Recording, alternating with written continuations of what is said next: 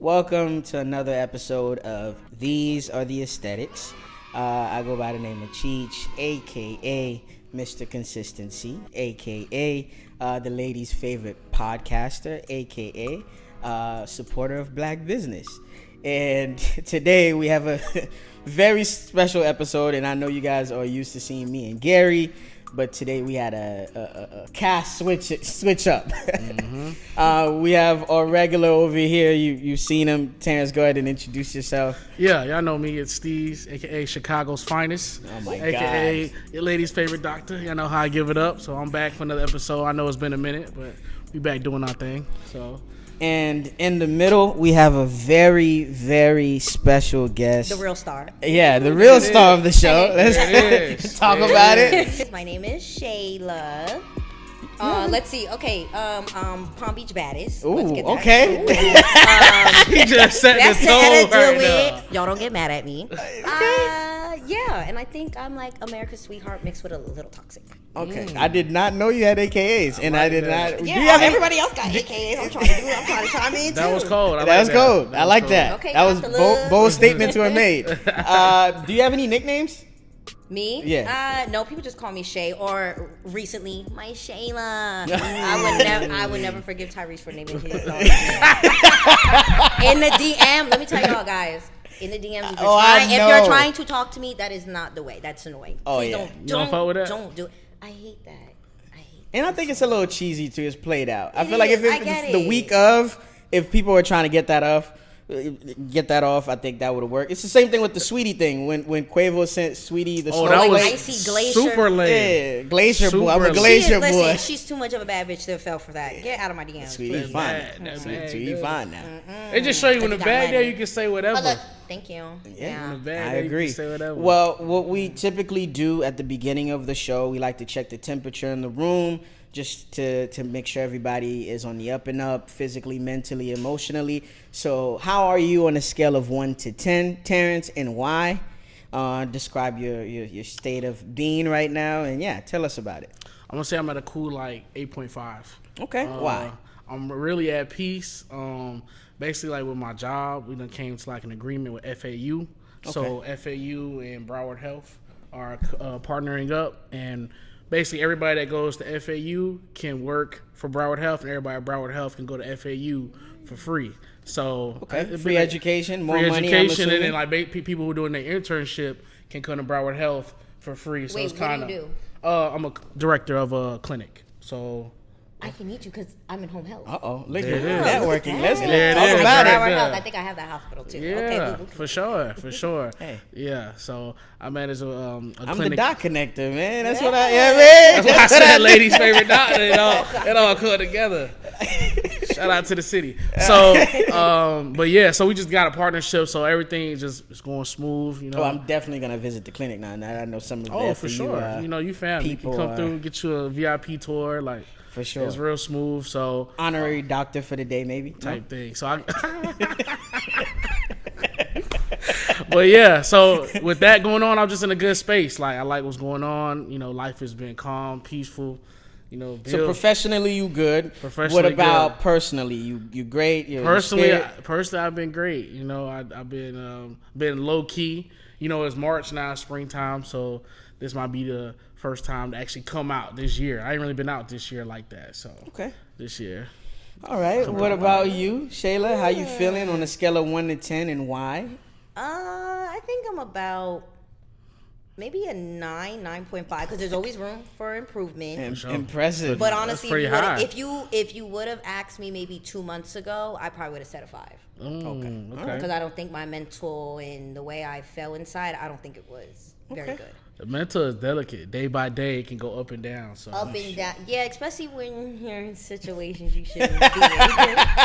We're going to talk about it. Yeah, dealing We're with going to talk people- about I it. don't talk about it. people I don't that- even want to yeah. talk about Dealing it. with people you shouldn't deal with, and that could definitely mess up your mental. But honestly, I feel good. I feel great. Just like him, I'm at peace. Okay. I moved into my new apartment. I saw that. Congratulations. Yeah, Shout thank out to that. you. Shout out to that. Yeah. Oh, child, rent is expensive. out here. Ha ha. Yeah, but honestly, work is booming.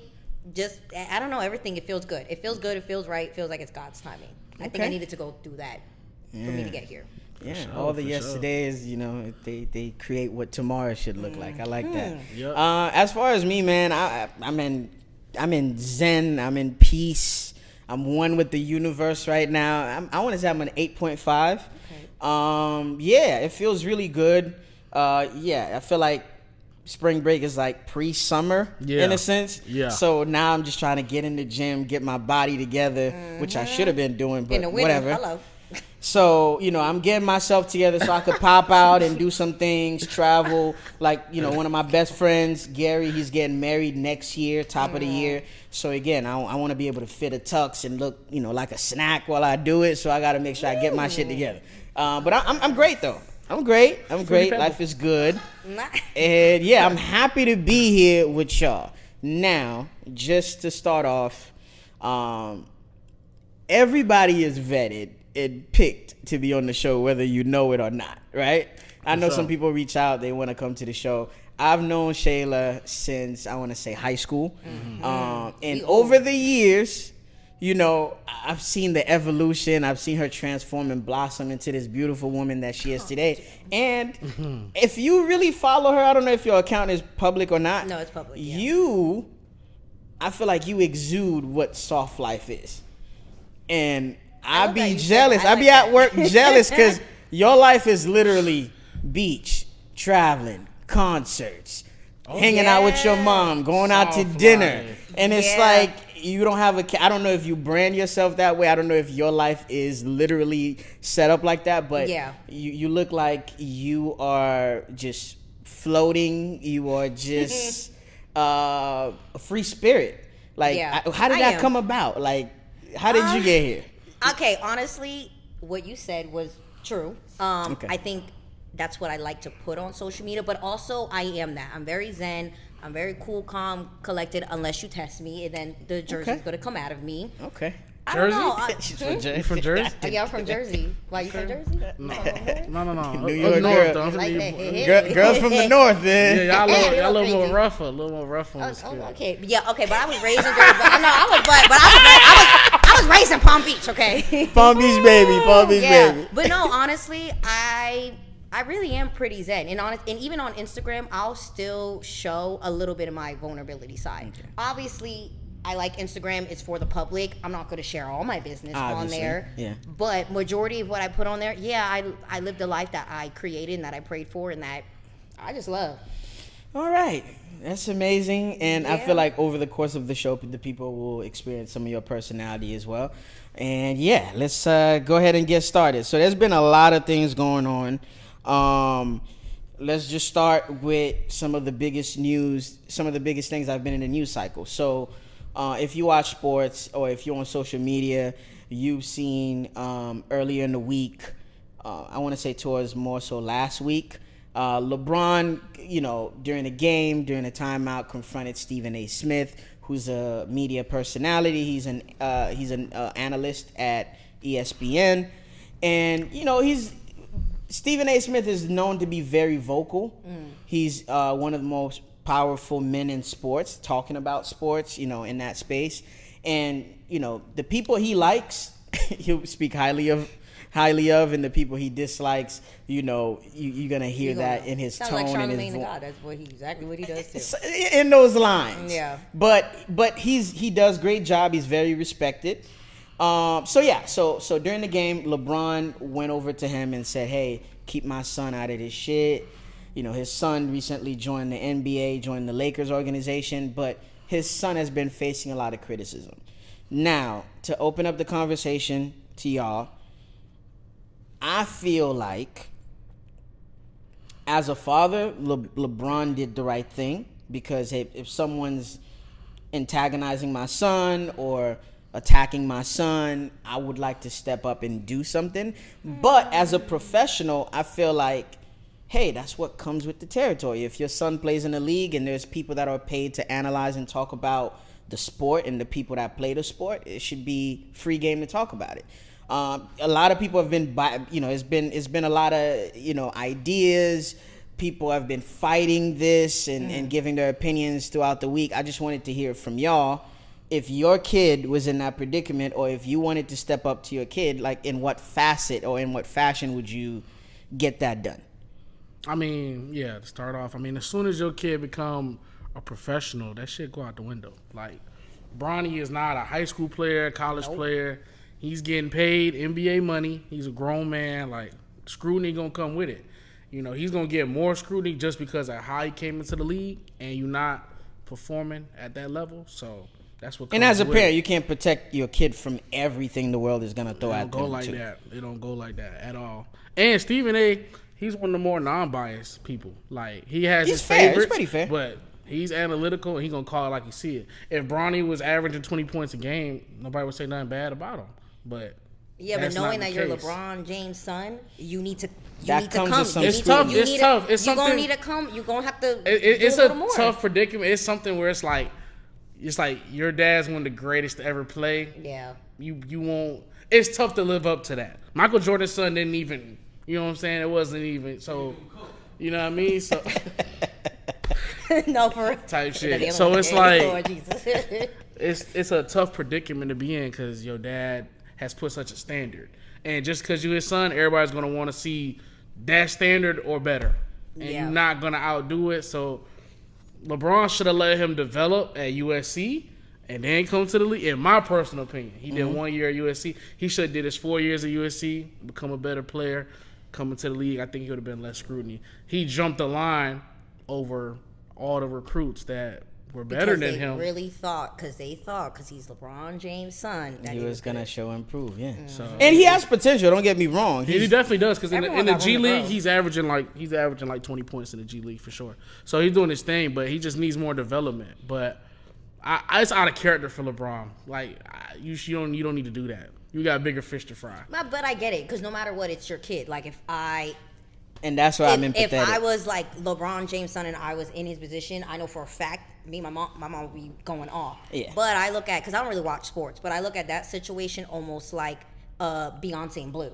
Okay. When Blue Ivy performs. Very protective. Yeah, very protective. But I would keep it cute, like how Beyonce and Jay, they don't really say much. Yeah. But also, Blue Ivy, it's open. It's open for criticism no matter what you do. Just like her. You might lose your job after that. Yeah, but you get criticized. She got criticized for dancing or messing up a step. But guess what? LeBron James, that's what it comes with. And I don't think it's right that for the most part in like any and in sports he should know what comes with it. Oh well, you got to prepare your kid for it. If not, then get him out.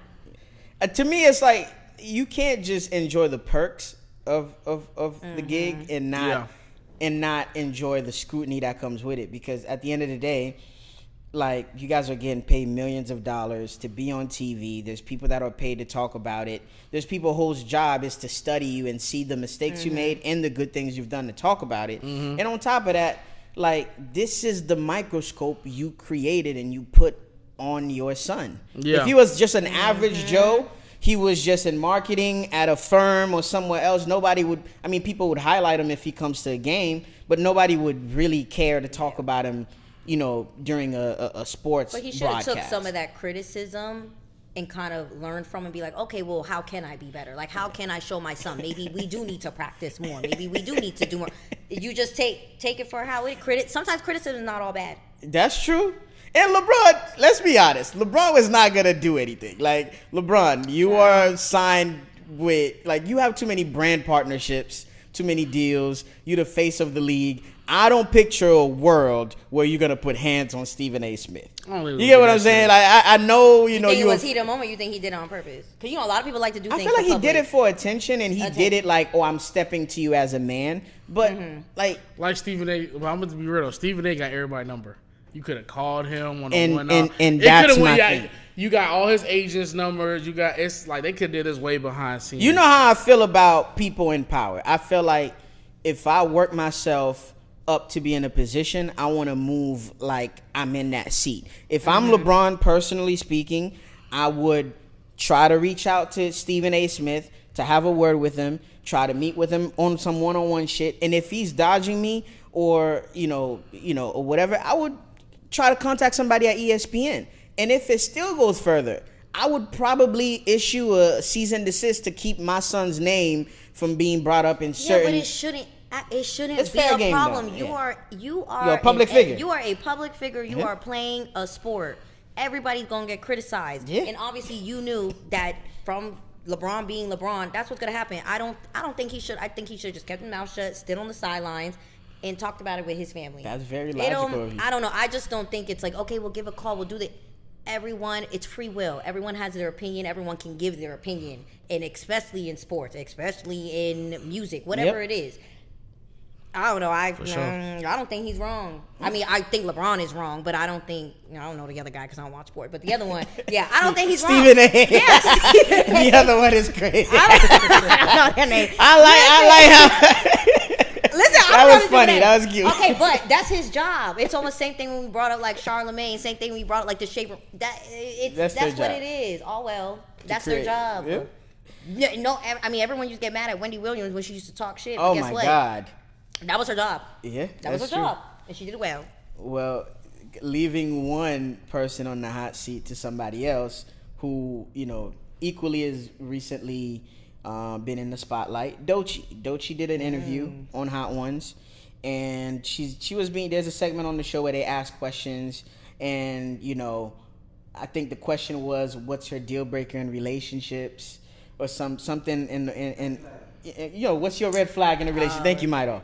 And I think she, her answer was straight men. Now the internet went in a frenzy. A lot of people was like, "Oh, she's misusing her platform. Like, why would she take that angle?" And a lot of people, to me, it was unfair. I understand both sides because they're gonna say I'm a diplomacy artist, but I understand both sides because on one hand, she's newly famous. She's probably not media trained to the T to answer these questions politically correct. And she was giving her, she had an inside. But it's her personality. And yeah. it's she was a being joke. herself. Like, her and her friend, she was like, girl, I knew you was going. It was like a conversation with, like, her homegirl. Exactly. I do get the point, though, of being media trained. But a lot of people. But why? What was so bad about it? A lot of people were like. So what? And all the straight men was bad. Oh, well. She's a queer woman. The thing is, though, the reason why she's queer right now is because, this is something I was told, from her mouth. She used to be dating this guy, and she found out that he was down low on the DL. So that crushed her, and it traumatized her, and it created this, I guess, this wall or this fear now of just straight men because she possibly feel like it could be DL. Like exactly, but I just feel like she should, I feel like she should have gave more of a backstory or more of an explanation. But again, if they had a moment, it was not needed. The internet was in an uproar. What's your take on that? Like, do you feel like she misused her platform, her moment, and she made a fool out of herself, or should we just, or is the internet too sensitive? No, I think she played it well. Like the fact that we're talking about it at this point, podcast been along for a while now. So saying anything that could get you like top of the media is like that's hidden. So that was different response. Whether it's how she feel for real or not, I think it was a good move on her part. It fits to her brand. It got us talking about it. It got everybody talking about it. More your name. I don't really think you don't think it's a little irresponsible. Again, I'm playing devil's advocate here. Mm-hmm. Being a woman that is signed to TDE, who top dog, and there's a lot of men that work for that label. Mm-hmm. I'm pretty sure there's men that work, during your stage performances. Mm-hmm. You deal with men on a day-to-day. Do you think like it was like a shot at men? Do you think I don't think she so should at have all. spoke more highly of? I don't think it was a shot at men. I don't think it was a shot at females either. And for the most part, in your regular day-to-day, like, most females are, like, disgusted by if they even knew a nigga did anything gay. For the norm. So that shit don't affect nothing. Nah, for real. You ask a girl right now, like, you talk to a dude if he used to suck dick? They gon', we not doing that. So I don't think that shit is. I'm just saying, like, everybody. The daddy is crazy. All the niggas that went crazy in the chat and they talking about it, like, for your circle, And for your little day to day, it ain't gonna impede on you. Like that shit not brainwashing no females to be like. I didn't think it was that deep. She does that. Then I deep. think it was just a line. I don't think it was as deep. It don't influence the masses like that. No, and you got to look also at her audience too. Like her Correct. audience is all women and very queer, and even TDE. I mean, they have SZA, the artist Sir. They're all very eccentric and aesthetic. Yeah, I see you going to that show. I might go to that. I'm going to the concert. I'm going by myself. Don't nobody show out. I don't need y'all show up. But yeah, I mean, if you look at the label, that's what it is. Yeah, that's true. I think people are so sensitive, and it's the only people that were mad were straight men. Okay. It's not a dagger at men, women. It's just. It was a joke. It was like a I moment. can see, like that's like a me and my homegirl. We're talking about something. I'm like, man. I feel like it was an inside joke. But that sounds like the same thing. Like, okay, like niggas ain't shit. I don't really think that, but like in a moment, if someone just did something bad, I'm gonna be like, y'all ain't shit. You know what? That's but a I nice don't really parallel. mean it, but I'm gonna say in that moment because it's I don't know. And most of the women that be saying niggas ain't shit always have most of them usually have a dude. Or they have a good dude at home. They just talking, or it's just talking banter. Shit. But what you said was right because she knows the right things to say to get people in an uproar, and that's gonna make her even more popular. Even though her fashion week outfits were fire, her video every she's been killing that tiny Tom desk Brown like shit too. Yeah, Doechi, she good. And she's a Florida girl. Shout out to Doechi. Again, we had to talk about. Okay. She's from North Florida. Oh, shit. Tampa. Yeah, she's from Tampa. Tampa. It's all about Palm. Yeah, I said that too. But she's dope. I like her sense of individuality. Yeah. I like she's herself, and you could tell she's unapologetic. Well, I can't speak. Unapologetically black, which I like, and she's herself wherever she goes. I feel like she's been grinding to get to this space for a long time. Let her have some fun.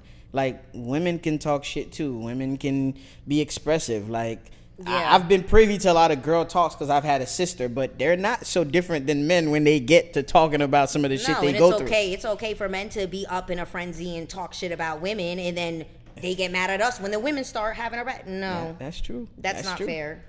That's true. That's true. Not fair. The last, I guess, social media topic that went crazy this week that we're going to talk about is Conan Obrian. He was hosting the Oscars, and he made a joke about the Drake and Kendrick situation. I think the joke was, it's the middle of the show. It's halftime. Yeah. Kendrick is going to come out and call Drake a pedophile, which I thought was hilarious. I thought it was a good joke, and then he ended the joke by saying, like, don't worry guys, I'm lawyered up. Like, meaning like if Drake comes for him, he's lawyered up. Y'all ain't leave Drake alone. I love Drake. So as a fan of Drake and as a fan of Kendrick, like, I don't know what it is with this new age of social media. It's like, I don't understand this I guess the new kids, because it's the Gen Zs. Yeah, because they could sit and listen to Rod Wave cry his heart out and sympathize, and they could listen to NBA Youngboy talk about his multiple relationship dramas and stuff like that. But when it comes to a little joke that ruffles some feathers, it's like everybody's into a frenzy.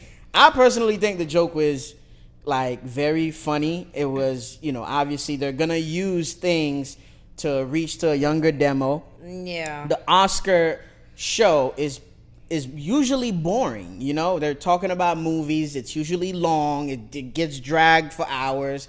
So I think that was his effort to connect with the audience, to feel like they're being hip and they're in the know. Bring a different crowd. Yeah. So what did you think about it? Because a lot of, Drake fans were, felt some type of way, and a lot of Kendrick fans were upset. They're like, damn, that's not Kendrick Lamar total and identity now. He's not just only gonna talk about Drake. Thank you. 110%. This is definitely his identity now. I agree. He's milked it to that level. But I mean, I think the joke was good. I think it was funny. I think more the issue is just the space we in with like people and their feelings towards celebrities. That's more the issue, because it's like, we at a level now with like, you're kind of so connected to like who you're a fan of, so you take it to heart when somebody's talking about. That's real. It's not really about Kendrick and Drake. It's really just the level of fans and how they take stuff. Cause like, this ain't the first rap beef. This ain't the first social media beef or the first, you know what I'm saying? But right now we're in a stage, especially the younger crew, like if they a fan of Kendrick, like they a diehard fan. A stan, you'll say. If people are diehard Drake fans, so that stuff is almost taken to a personal level because they're such fans. I think the level of fanship has grown, so that's what creates the frenzy. Because this was the '80s. I just think these people don't even know anything. They don't, outside. but I'm just saying it's about it's the access now though. Yeah, if you think about like Drake could go on tour, you can see the backdrop on his tour. Like he's gonna vlog his tour. You can follow his producers. You can follow side people, his homeboys. So people feel like they're connected. They're connected. You know what I'm saying? No, this is the most connected that people have ever been with access. So that is the downside of that. So these type of jokes, it's gonna have certain fans in the uproar. People who are just like there are people. I'm fan of both. It's not really me choosing sides. Yeah. They both make good music for whatever mood you in, for whatever you feeling. So that stuff, it's really you're supposed to take it as entertainment. Once you start taking it personal, I think for me you lose. It's losing what it's supposed to be. And I mean, my personal opinion, but it's watered down. Like the whole pedophile, like just let it go. It's over. Especially when it's not because even true. When it's not true. And like I can see if it was, but it's not even true. Like that shit get dragged. And people are doing. But it's cool to respect. I respected Kendrick because I'm a fan of battle rap in general. So. Like when he was so convincing enough, like that maybe the average viewer may feel like it is true just because of the song. Because they're not gonna do the research. It's on a catchy hook, catchy beat. Yeah, but no. Shout out to Kendrick on that part. But no, you gotta Kendrick take used it. Drake to get himself back up because his music wasn't doing it. Drake wasn't doing nothing. He literally Drake and Meek Mill. Oh, you speaking his language right now. Yeah, that's what I'm saying. But just like Drake and Meek Mill, that whole beef that went down, Drake did back to back. But after that, shit was dead. Personally, I like it though. That shit moved the culture forward. That shit. It does. Well, and I ain't gonna lie. That the mixtape. I mean, the album that Kendrick put up, that was good. Yeah, I'm just saying that shit. But see, we're fan of good music, so it's like if it's good, but still, if the product is good, we gonna fuck with it. That shit was lit though. Like when especially at the height of it, when he dropped, then Kendrick dropped like 15 minutes later that he dropped another one. That shit was lit. Like that. That had everybody connected watching that shit. So the entertainment wise, it was cool. You don't really need to take it to the point where it's like you and your feelings about it. Like he's a grown man. It's better. I think, like, I feel like these celebrities too. I feel like when the fans overreact, it's like it's also like they're coming in defense of the artist. It's like, yo, these people that has been in entertainment, they grew a thicker skin because their music have been judged, their personality has been judged, the way they dress have been judged. So Kendrick is somewhere probably like not even caring or not even checking social media. And Definitely living his best life, and you are so concerned about the brand of Kendrick and what he has sold you that he is, that you want to just go die about it. And it's like, dog, this was an album, this was a rap beef, I'm off that, I'm going to the next thing. And same thing for Drake. I just feel like too many people get consumed with what these celebrities, what their lives entails, that it becomes like, yo, that's not your friend, this is not your sister, you don't have to come to bats with, it's gonna be okay. Again, like I said, like the younger generation, they don't have any identity. So once you identify with that, that's your identity. You know how many people are died by NBA YoungBoy? Bitch, you grew up in the suburbs. Why do you you have no relation to him? You're not from Louisiana. You're not from none of that. So they have no identity, and that shit portrays. Nigga been in his mama basement. He's typing on the keyboard. Bullshit. That shit is lame. Private school and you talking about that's lame. Just chill out. Just be a fan in it. You like exerting that energy. It makes it corny. Like speaking of social media, there's a clip of Cash Doll saying like, do you think people would comment as much if they had to pay to comment on social media? No. Not because it's free. Obviously, people could just type away. Like people could say offensive shit or try to get at you or create a burner account to say something. Yeah, but Instagram also, they have restrictions and stuff where you can, just like Drake, like you limit comments. So whether they pay or not, take them off. Yeah, I just feel like if people had to pay to say something, their words would be a lot more limited. If you had to pay for Instagram, would you pay? Nah. I don't. I mean, because I'm running a business, I would. Different. But me personally, I have friends and family and people in real life that I care about, that I hang out with, that I could create my own Instagram. I don't need to log on this shit. I wouldn't. I'm not too heavy on social media like that. It's not. And I feel like it does more damage than good. It's pure entertainment. Yeah. But I do get why people would, though, because people make a living off Instagram. So I'm not knocking that. Like it's TikTok. A tool. It's a tool. TikToks, it's information and shit, but my level, I don't need it. Like, I'm in the real world for real, too. Like, no, that's right. But, you feel me? All right. So, having you here, I wanted to, talk to a little bit more about you, your upbringing, who you are as a person. And we were talking earlier, and I was like, okay, where you at in life right now? Is this something you manifested, pray for, or work hard to get to? So, and you said you at Zen, you at peace. Yeah. You in a good space right now. Talk about it. Like, what led you to be this mellow? This person we're talking to right now. Mellow right now. Yeah. Not that I'm saying you was batshit crazy. Let me correct myself. Honestly, I would say manifesting and taking chances and opportunities. Okay. Yes, I think us millennials, I think we grew up in that era of you have to work. You have to work you go to college, you get a good degree, you come out, you have to work, stay at the job for like a year or two, get benefits, blah, blah, blah. There was a time when I think it was maybe 2019 when I got out of college, I was a hot mess. I literally worked at Saks Fifth Avenue making $14 an hour. Literally didn't know what I wanted to do with my life. Then got a job at Office Depot corporate office, which was the worst job ever. I had a breakup, and literally I was like, you know what? I want to bet on myself. And I love doing events. I quit my job, had maybe a little bit of money saved. I don't know. I'm a spur of the moment person, and I believe everything's going to work out in my favor. So that's the manifesting. Well, at least you had some money saved. Well, yeah. And and I had some money saved, and I literally did an internship, and from that, my life changed. 360 because I think I needed to do that push and not fit the standard of, work in a corporate job, stay there and be miserable and sit behind a fucking desk for years. I wasn't going to do that. And I didn't want that for my life. And I didn't want, because that's what my mom and family, that's what everyone, that was the right thing to do. No, I just took an opportunity and I left. And after that, things trickled down.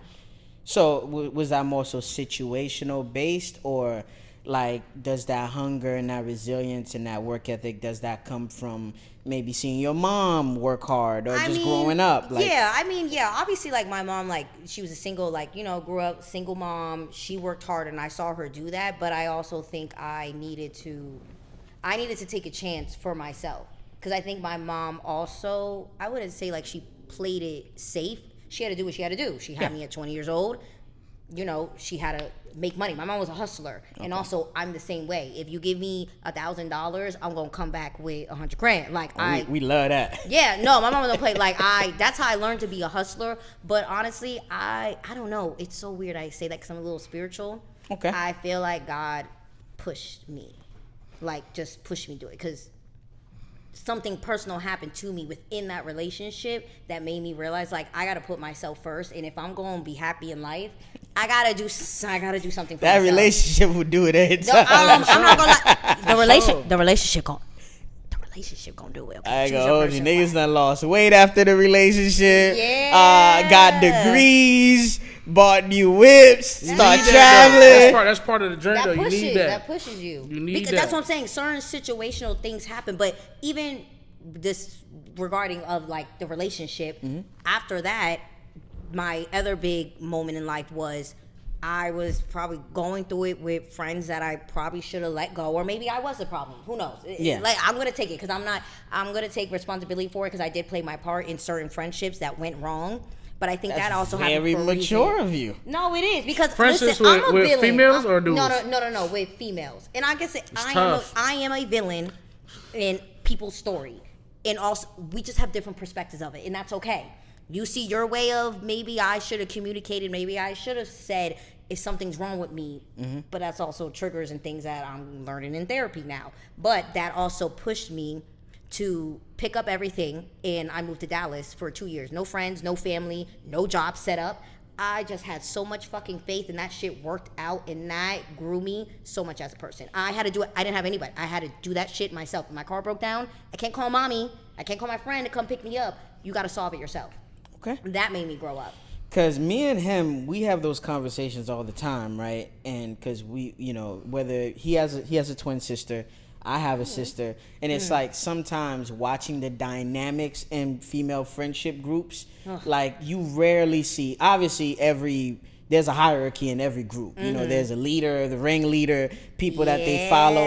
But I just feel I was never the leader. I was always that's something you learn to grow out of or whatever, or work your way out of. But I guess what I'm pretty much going to open the conversation to is like at what point do you feel like the situation is toxic for you, and what do you do to fix it? Because one, you don't want to lose the connection, and two, sometimes the connection's worth losing. I feel like you get the ego boost from your friends. You get what I'm saying? Like, oh no, girl, fuck that nigga, he was not good for you anyway. Or girl, you right, leave that job, you deserve better. So it's like, Terrence, even from a male perspective, what do you think?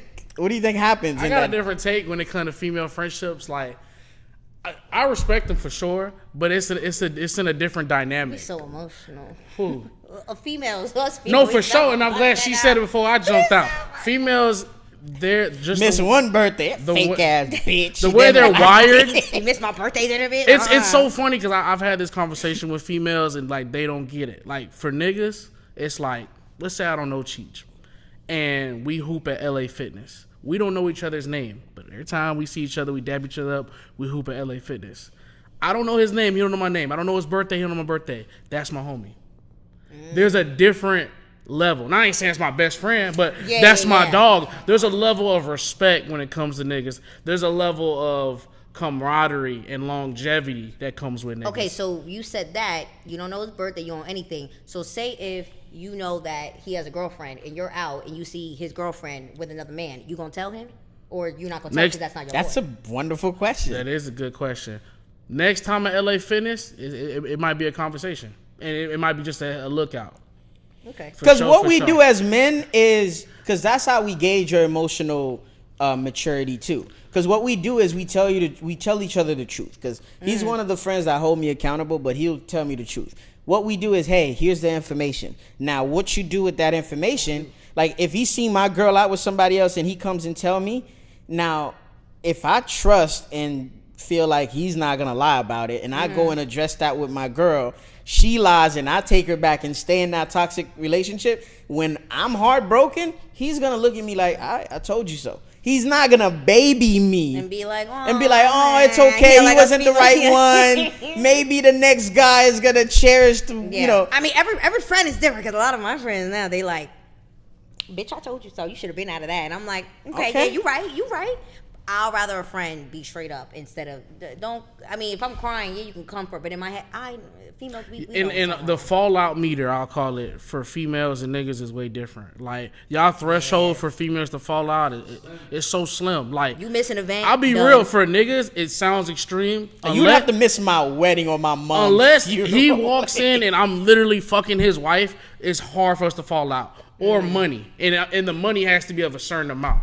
Niggas will chalk up a certain amount of dollars. Yeah. But for the most part, like, niggas ain't gonna fall out. They don't really fall out. Y'all don't really talk about problems or like. No, niggas that have problems and niggas that chop it up, but there's a level of respect that's there, and niggas know how to just. We don't fester on. Because men are logical. Way more logical. Like, emotional. We're like, well, you made me feel. But here's the other thing too, though. The way, like, and when niggas is really like locked in like that, we respect each other to the highest, but the way we communicate is disrespectful. Y'all are not at that level. Like, that's true. I could get on the phone, what's up, bitch? All right, fuck, nigga. But we literally, that's my day one. We locked in. Or the way we jump. Because the way I am with my friends, I mean, it depends what friends. Two of my friends, I'll be like, what up, pussy bitch? Like, so if you went out with your homegirl, y'all was going out to a club. Homegirl bitch. If y'all was going out to the club or whatever, this and that, and y'all got to the club, you said, girl, why you wore that dress? You look fat as hell. You see how quick? So every girl knows if that shit that's the last time y'all go out. She hating. That night, in general, that night gonna fall off. Yeah, if I get to the club, yes. If I go to the club with Cheech, it's many times the group will see Cheech at the but car. It depends how close you are, because I have 2 friends. Well, one gay friend and one of my best friends. Not the closeness. No, it's the dynamic of the friendship. They gonna tell me. Oh, they gonna tell you right then and there, or in confidence? No, they gonna tell me right then and there. Okay. Like, bitch, your shoes that's don't fucking match with your rare. outfit. I'll be like, bitch, your fucking shoes, your pants tight as shit. Like, that's rare. but that's some of my friends. I'm gonna tell you where it comes. Half of them I don't do that with. They had like an experiment they did with babies. They had like 2 3-year-old girls and 2 3-year-old boys playing. The way boys play, there's a natural like respect and hierarchy. So it's like we're young boys and we're playing. Let's say he's faster than me. I respect that. I'm gonna let him take the ball. If we're playing basketball, we can't come to the solution. Okay, somebody shoot for it, and we keep the game going on. There's structure. When girls play, for sure. When girls play, there's no structure. Y'all play dolls. There's no rules to dolls. You just took her eyeball out. There's no rules. Like when guys play a game, there's structure. There's I feel hierarchy. like what you're saying is like But I'm just saying they did that experiment without outside. So problem solving skills. But that's in our nature as men. We had to develop a game. It's in our nature. So that's why they did the experiment. They're 3 years old. Well, and I work with kids, so I do. So you know what I'm talking about. I understand the way the boy. I love the boys, and they're 2nd graders. I love my boys. They just play. They roughhouse. It's whatever. They're like, oh well, he did this to me. All right, say sorry. Okay, bye. And Girls, then also look at. We have to have a whole conversation and sit down. And then there's tears, and I was like, fuck. And if you look at dynamics, you more emotionally mature. Yes, if you look up, don't make your wrong. Just if go. you look up TV shows or movies, typically what is it? The woman, she's chilling at the house, and the guy's like, all right, honey, I'll be back. I'm going to the bar with the fellas. Guys got best friends they done had for 10, 15 years. Yeah. You don't see a dynamic. I'm not saying the wife don't have friends and they don't get together and do their little book reading on Sunday or whatever cute shit for the show. But it's highlighted because it's just in our nature. These niggas will be in my life forever.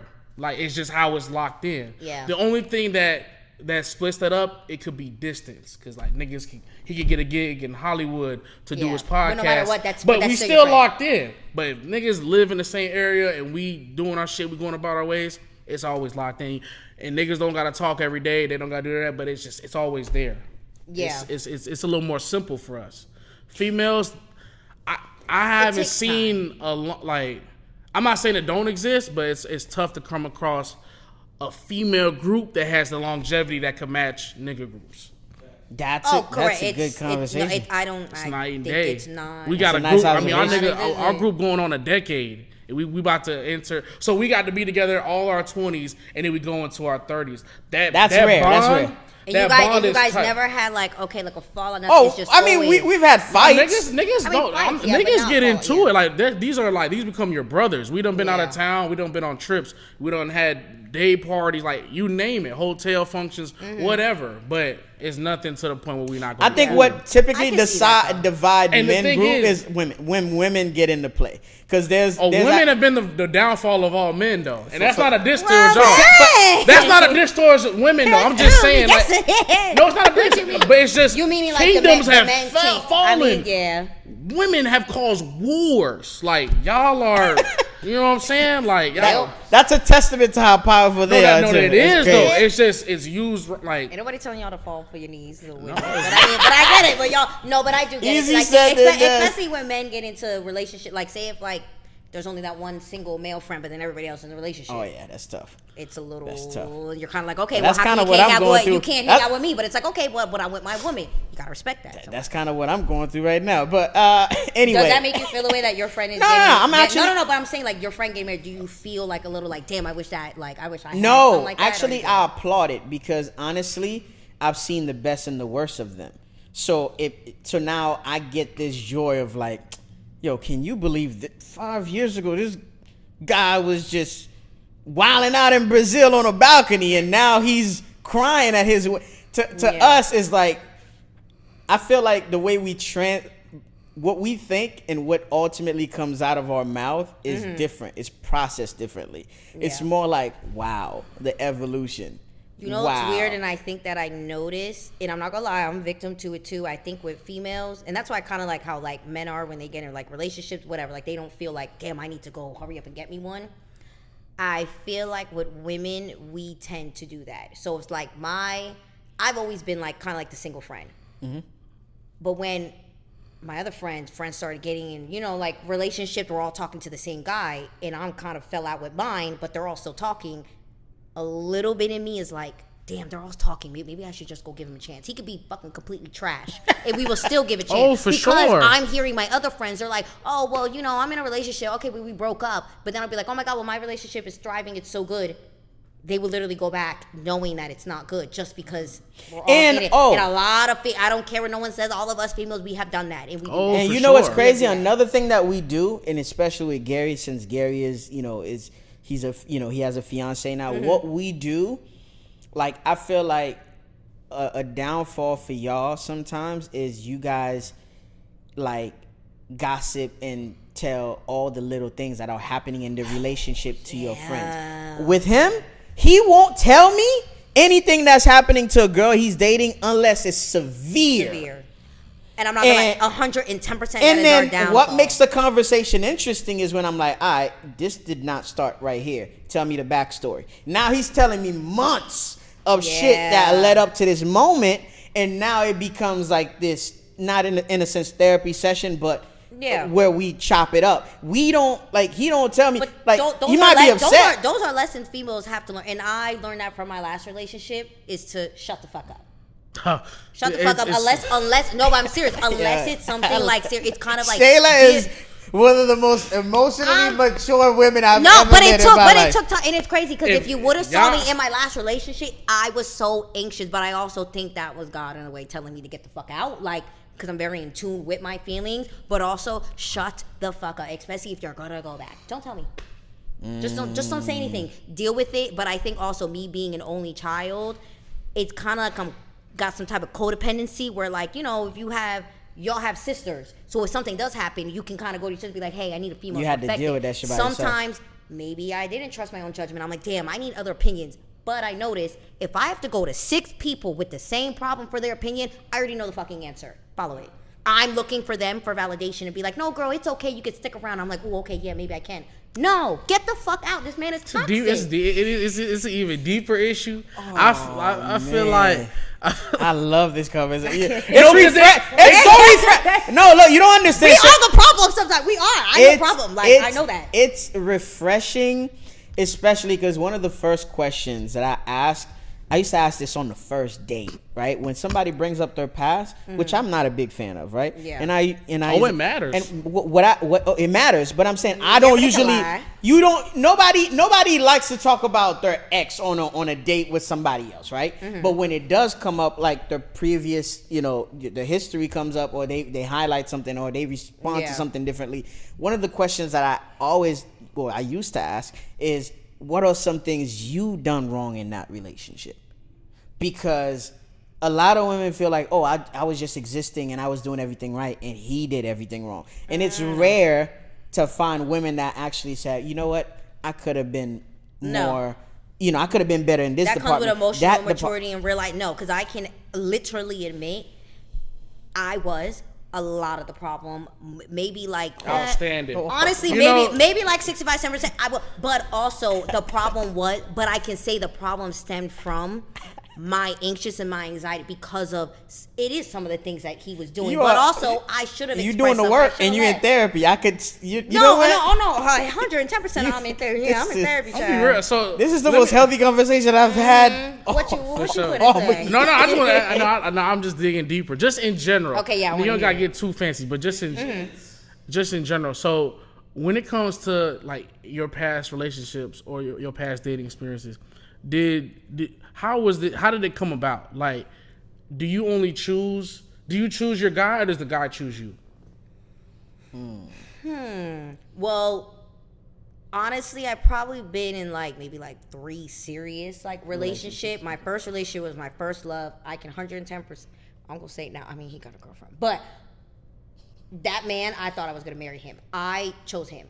I knew his family dynamic. He was a most amazing man. I can say that the relationship that I just ended, I think I was getting to a point where I was getting to know myself and like wanting, you know, just kind of getting myself back, like trying to be emotionally mature, whatever, going to therapy.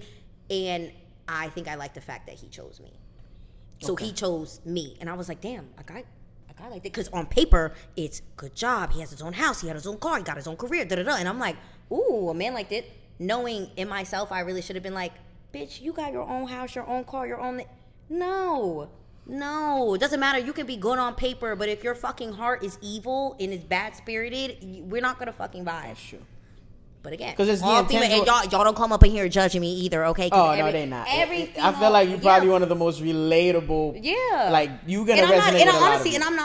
And I'm not afraid to admit it, but also, and I'm going to say to the females now, if your gut feeling is telling you to leave, you need to go the first time. Because I knew. The first week, I literally said, I don't know, we don't really align. I don't think you're for me.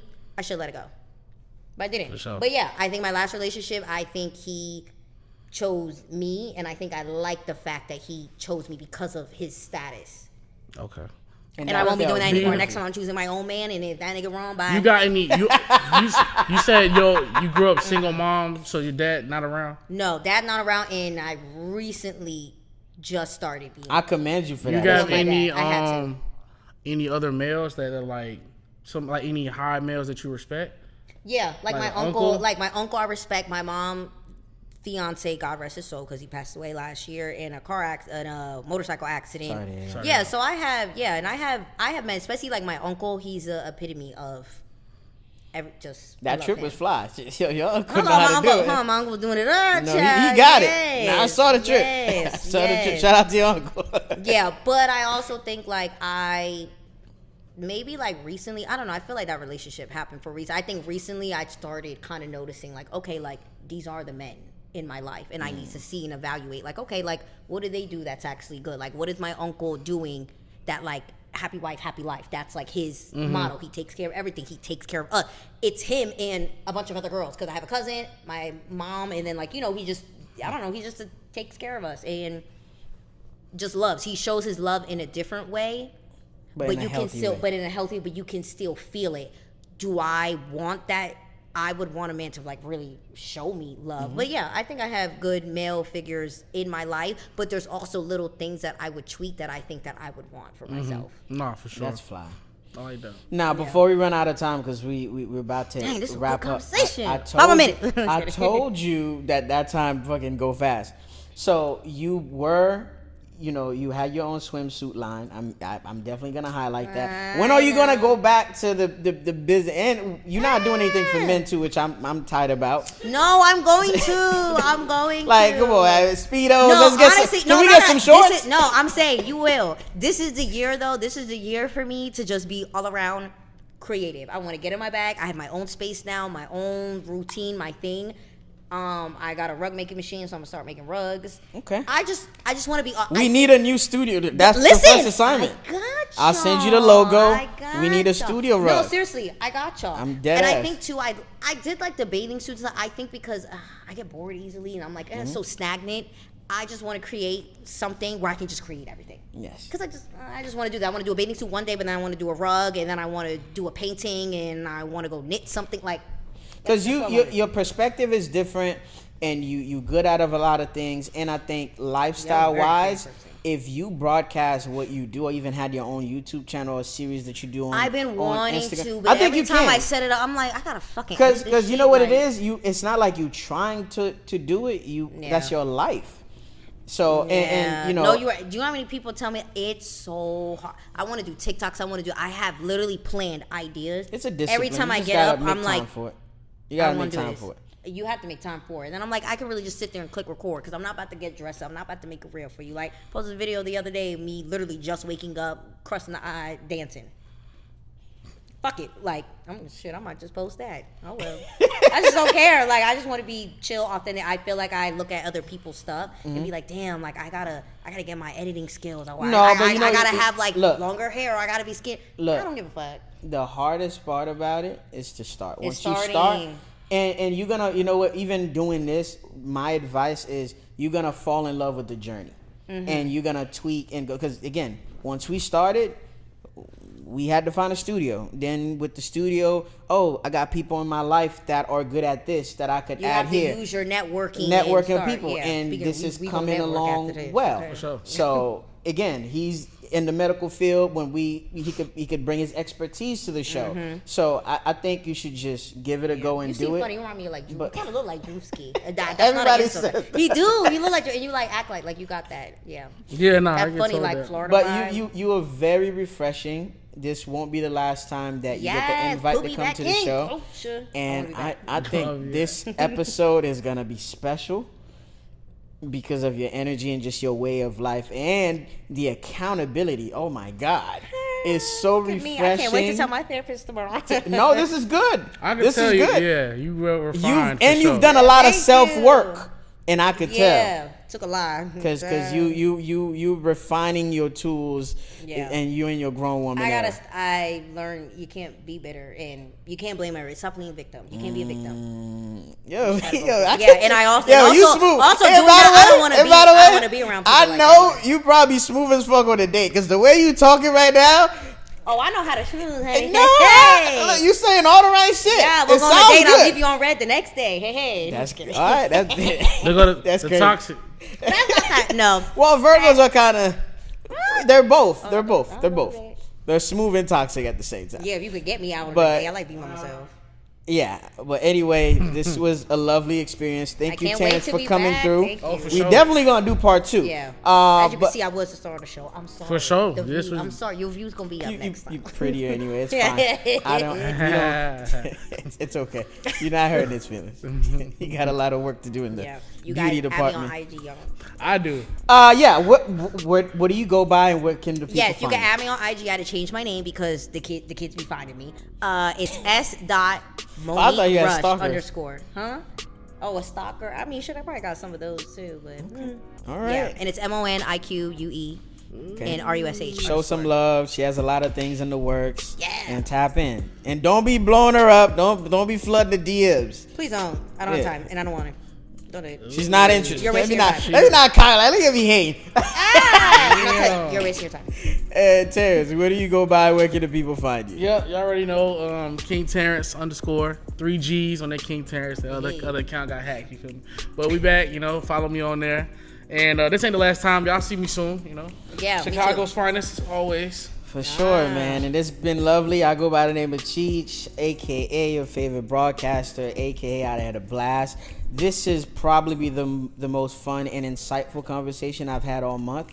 So thank you guys for showing up. I called them last minute to come through for me for Gary. So thank you for being a good friend. And Shayla, thank you for being professional, on time. Yes. And and you're not nervous and for the first time on camera, you're a natural. Yeah, so thank you. Clearly the camera loves you. And I'm pretty sure our viewers are gonna feel the same way. And this has been These Are the Aesthetics. Woo! See you next time. Yeah, that was fun. Yeah. You gotta bring me back. That was lit. I got a lot to talk about. Be on the show. You can come out and hang out with us. Yes, I will.